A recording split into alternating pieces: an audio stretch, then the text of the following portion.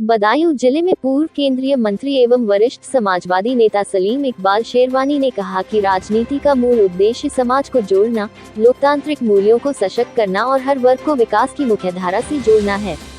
उन्होंने कहा कि सामाजिक सौहार्द, भाईचारा और धर्मनिरपेक्ष सोच ही प्रदेश और देश की प्रगति की आधारशिला है। पत्रकारों से विशेष बातचीत में शेरवानी ने प्रदेश की राजनीति, समाजवादी विचारधारा, युवाओं की भूमिका, बदायूं की विकास और बिलसी विधानसभा के बदलते राजनीतिक परिदृश्य पर विस्तार से चर्चा की। उन्होंने कहा कि शिक्षा, स्वास्थ्य, रोजगार, कृषि और आधारभूत सुविधाओं को प्राथमिकता दिए बिना समग्र विकास संभव नहीं है। साथ ही युवाओं से सकारात्मक राजनीति और जनसेवा में सक्रिय भागीदारी का आह्वान किया। समाजवादी आंदोलन के संघर्षपूर्ण दौर को याद करते हुए उन्होंने स्वर्गीय मुलायम सिंह यादव के साथ अपने अनुभव साझा किए और कहा कि नेताजी हमेशा समाज के हर वर्ग को साथ लेकर चलने की राजनीति में विश्वास रखते थे।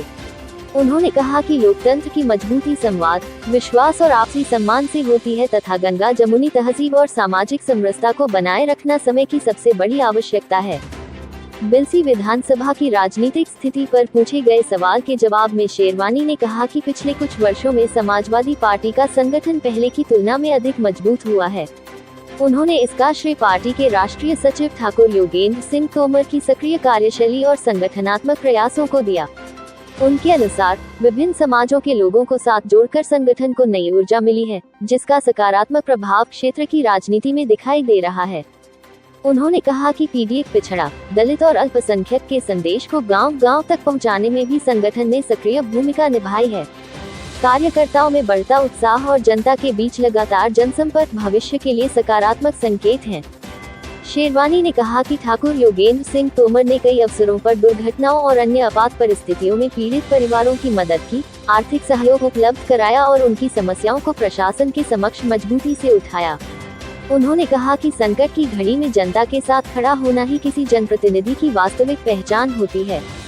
उन्होंने विश्वास जताया कि यदि भविष्य में पार्टी नेतृत्व उम्मीदवारों के चयन में संगठनात्मक कार्य, जनसंपर्क, कार्यकर्ताओं के विश्वास और जनता के बीच सक्रियता को प्राथमिकता देता है, तो बिलसी विधानसभा में समाजवादी पार्टी और अधिक मजबूत होकर उभरेगी। अपने राजनीतिक जीवन के अनुभव साझा करते हुए शेरवानी ने कहा कि राजनीति में व्यक्ति का चरित्र, ईमानदारी, जनसेवा और जनता के प्रति समर्पण सबसे अधिक महत्वपूर्ण होता है। उन्होंने कहा कि किसी जनप्रतिनिधि की असली पहचान उसके पद से नहीं, बल्कि जनता के बीच उसकी स्वीकार्यता और विश्वास से बनती है। अंत में उन्होंने कहा कि उनका प्रयास हमेशा समाज में भाईचारा, सामाजिक सद्भाव और विकास की भावना को मजबूत करना रहा है तथा भविष्य में भी वे जनहित के मुद्दों को पूरी मजबूती से उठाते रहेंगे। उन्होंने कहा कि लोकतंत्र की सबसे बड़ी ताकत जनता का विश्वास है और उसी विश्वास को बनाए रखना हर जनप्रतिनिधि का पहला दायित्व है। मेरी पैदाइश इलाहाबाद में थी, मगर मेरी सियासी पैदाइश बदायूं में। तो इंसान अपना घर नहीं भूलता है। बदायूं के लोगों ने मुझे बहुत शौहरत दी, मुझे इज्जत दी, पूरी दुनिया में मेरा नाम बनाया। अगर मैं मंत्री बना तो वो भी बदायूं के लोगों की देन है। 5 दफ़ा MP बना, वो भी बदायूं के लोगों की देन है। मैं ये समझता हूँ कि कभी कभी क्या होता है कि जब लोग चुने जाते हैं वो ये भूल जाते हैं कि चुनने वाला उन्हें कौन है। अगर आप अपना रिश्ता लोगों से हमेशा बना कर रखेंगे तो ये रिश्ता जब तक आपकी ज़िंदगी है और उनकी ज़िंदगी है वो कायम है। मैं उसी कोशिश में करता हूँ और इसलिए आज भी मुझको बेहद यहाँ से प्यार और इज्जत मिलती है।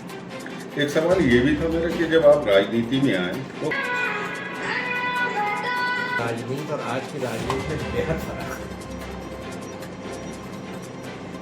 मैं जब बदायूं से इलेक्शन लड़ता था तो बदायूं में कोई 14 से या 15% मुसलमान थे, 85% हिंदू हैं। वो मुझे वोट करते थे। एक अपनापन था, एक भाईचारे का माहौल था। और मैं एक दफ़ा नहीं जीता हूँ, मैं 5 दफ़ा जीता हूँ यहाँ से। आज जब से ये सरकार आई है, इन्होंने सबसे पहला काम जो हमारे मुल्क को नुकसान करने का पहुँचाया कि इन्होंने भाईचारा ख़त्म कर दिया। इन्हें राजनीति नहीं की, इन्होंने नफरत फैलाई और कुछ लोग उसमें बहक भी गए और उस बहकावे का फायदा उठा के ये सरकार चली।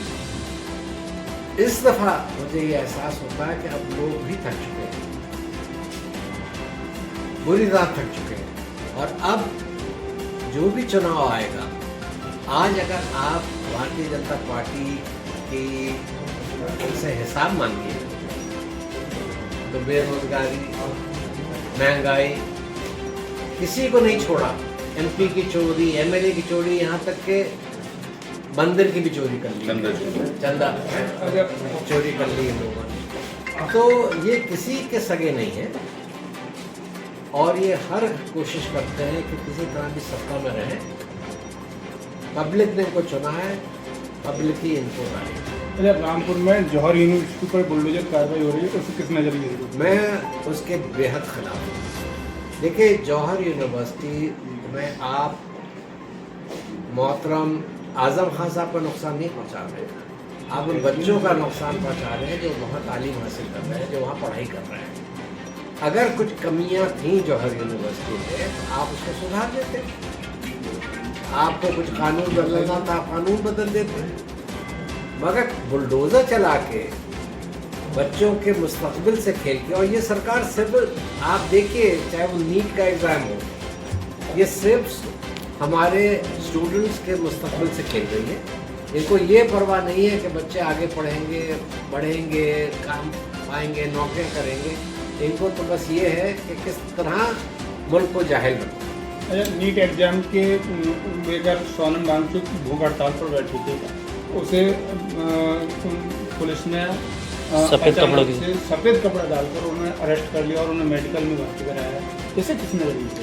देखिए, ये सरकार डरती है, ये किसी भी ईमानदारी के मुद्दे पे ना बोलती है, ना उसमें ये आवाज़ उठाती है। सोमन साहब क्या चाह रहे थे कि जो बच्चों का नुकसान हुआ है, कितने बच्चों ने अपने आत्महत्या कर ली, कितने बच्चे बर्बाद हो गए नीट एग्ज़ाम लेके। वो क्या मांग रहे थे कि हमारे एजुकेशन सिस्टम में सफाई आए, हमारे एजुकेशन सिस्टम में ट्रांसपेरेंसी आए, और जो हमारे पहले क्या होता था कि कोई एक्सीडेंट हुआ रेलवे का, मैं आपको मिसाल देना चाहता हूँ, मरहूम लाल बहादुर शास्त्री साहब की, उन्होंने इस्तीफा दे दिया। बॉम्बे कांड हुआ, शिवराज पाटिल उस वक्त होम मिनिस्टर थे, उन्होंने इस्तीफा दे दिया।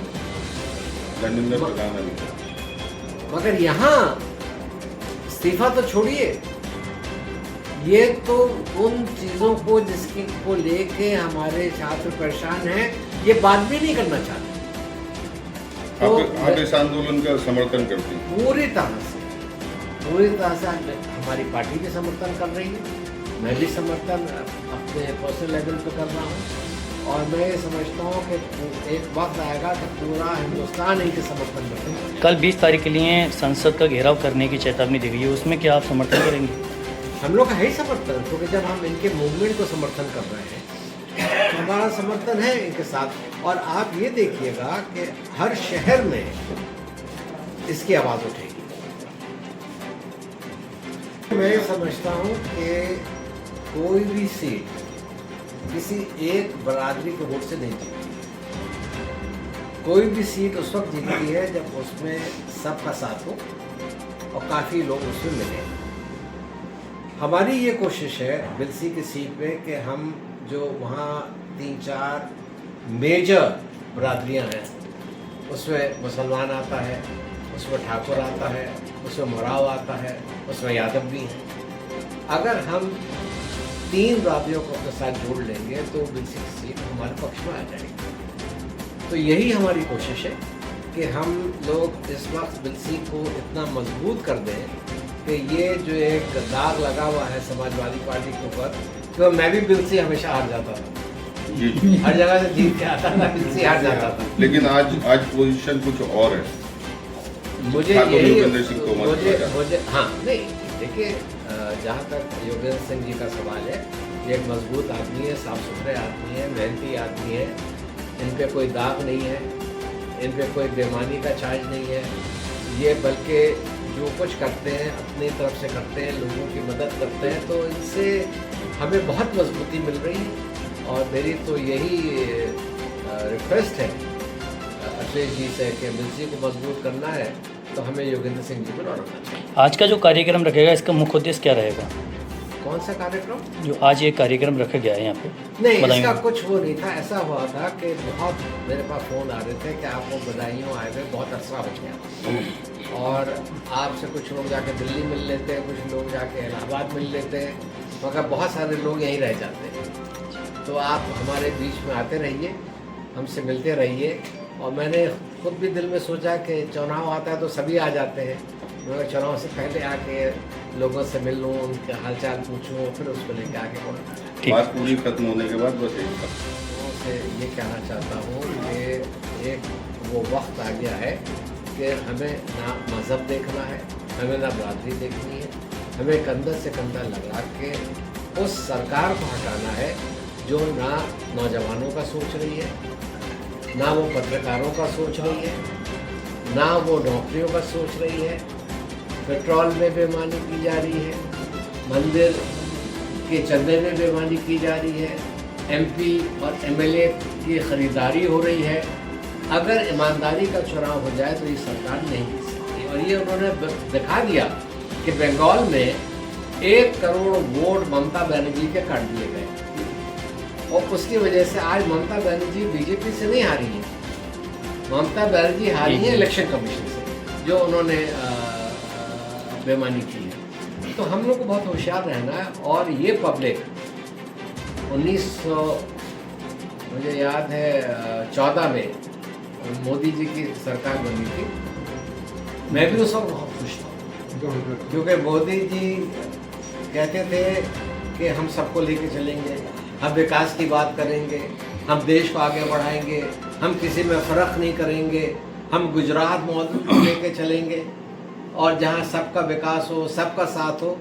मगर इन सालों में मैंने देखा ये सिर्फ बातें हैं, इनमें सच्चाई कुछ नहीं है। तो मैं बदायूं के लोगों से यही अपील करूँगा कि हर सीट पे समाजवादी पार्टी को जिताएं, हम अखिलेश यादव जी को अपना मुख्यमंत्री बनाएं, और हम एक विकास की